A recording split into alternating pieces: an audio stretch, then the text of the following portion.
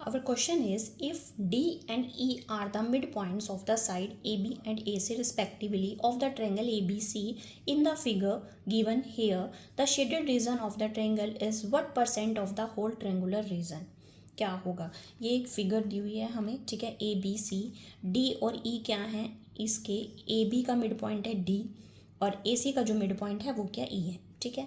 और इनको ज्वाइन कर दिया, ठीक है। और ये हमारे पास क्या बना, एक शेडेड रीजन दिया हुआ है। इसका हमें बताना है कि व्हाट % है of the whole triangular region. ये कितना % है ये शेडेड रीजन पूरे ट्रायंगल का, ये हमें बताना है क्वेश्चन में, ठीक है। क्वेश्चन क्लियर है आपको? देन देखिए, डी और ई अगर ए बी एंड ए सी के इधर मिड पॉइंट्स हैं, ठीक है, तो by mid point theorem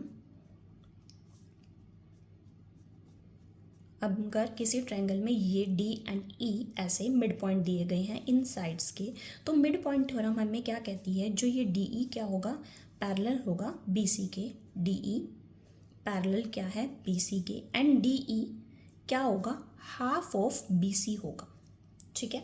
D E क्या होगा, हाफ ऑफ बी सी होगा, ठीक है।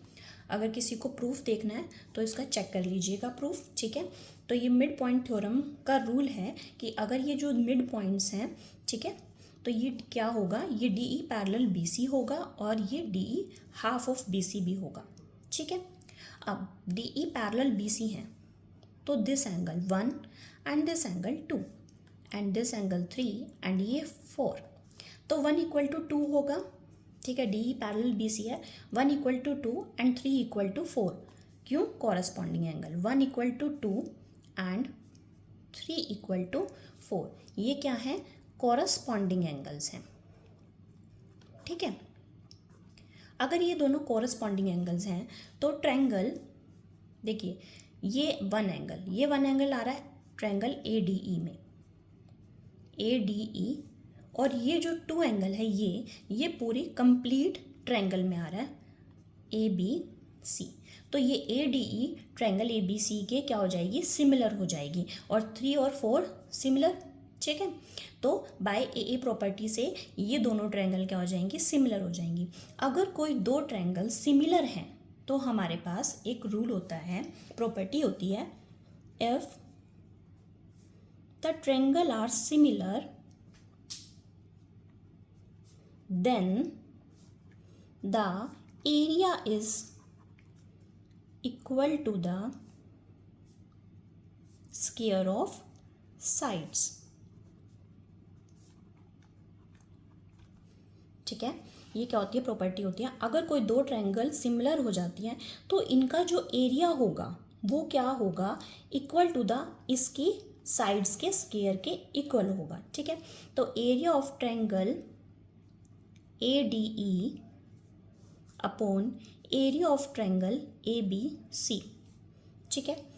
अब area of triangle A D क्या, कौन सी, अब ए डी में हम कौन सी साइड ले लेते हैं, ये वाली, ठीक है, डी ई का स्क्वायर, और ए बी सी हम कौन सी साइड ले लेते हैं, ये वाली, क्योंकि इनकी हमारे पास वैल्यू है, ठीक है। तो डी ई यहाँ पे क्या है, हाफ ऑफ बी सी है ना, तो हम क्या लिख सकते हैं, हाफ ऑफ बी सी का स्क्वायर अपॉन बी सी का स्क्वायर। तो ये क्या हो जाएगा, 1/4 B C square upon B C square, तो ये कैंसिल। तो इसकी वैल्यू हमारे पास क्या आ गई, area of triangle A D E upon area of triangle A B C, 1/4 upon 1। तो ए डी ई की वैल्यू क्या आई हमारे पास, 1/4, और ए बी सी क्या है, 1 है, ठीक है। हमें चाहिए ये शेडेड रीजन की वैल्यू, ठीक है।